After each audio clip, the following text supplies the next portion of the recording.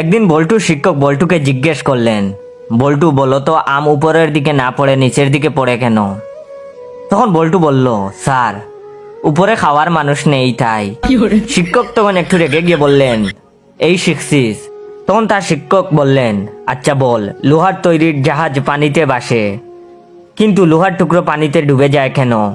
তখন বল্টু বলল, লোহার তৈরির জাহাজ ভেসে থাকে কারণ এর চালক আছে, কিন্তু লোহার টুকরার চালক নেই তাই এটা ডুবে যায়। তখন তার শিক্ষক বললেন, তোর মাথায় ডাস্টার মারবো হারামি। তার শিক্ষক বললেন, আচ্ছা এবার বাংলা দ্বিতীয় পত্র বের কর, ক্রিকেট রচনাটা লেখ, সময় মাত্র 30 মিনিট। কিছুক্ষণ পর বল্টু খাতা জমা দিল। স্যার তো অবাক, এত তাড়াতাড়ি রচনা লেখা হয়ে গেল। শিক্ষক তখন কৌতূহল সহকারে পড়ল বল্টু কি লিখেছে। বল্টু লিখেছে, খেলা শুরু এবং আকাশে মেঘলা মেঘলা ভাব, ডট ডট ডট, বৃষ্টির কারণে ম্যাচ পরিত্যক্ত। এটা শুনে শিক্ষক তো বেহুশ।